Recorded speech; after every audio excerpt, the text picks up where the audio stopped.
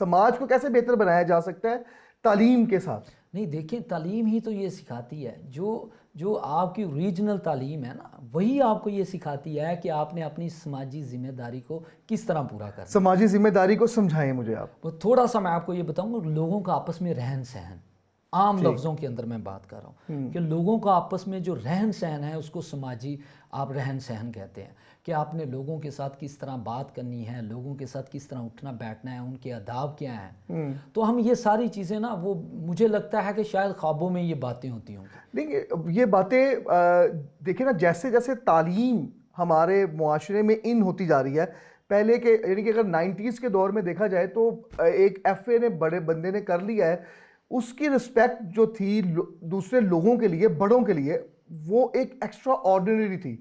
آتا تھا تو بندہ کھڑا ہو جاتا تھا، یعنی کہ جو ایک اسٹوڈنٹ ٹیچر کے آنے پہ کھڑا ہو جاتا تھا۔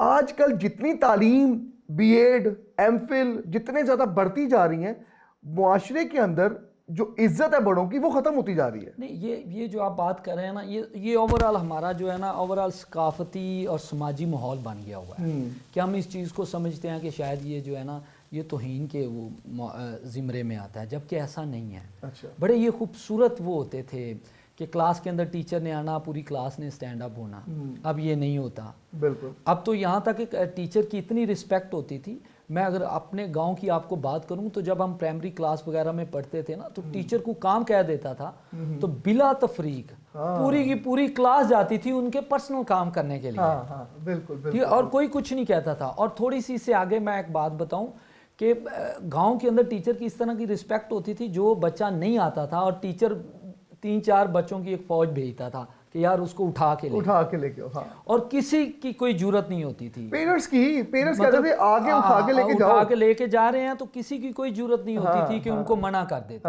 تو یہ نا خوبصورت وہ چیزیں تھیں جن کو ہم نے مار نہیں، پیار کے ساتھ بدلنے کی کوشش کی، اور کون سے پیار کے ساتھ بدل رہے ہیں مجھے اس کی سمجھ نہیں آ رہی۔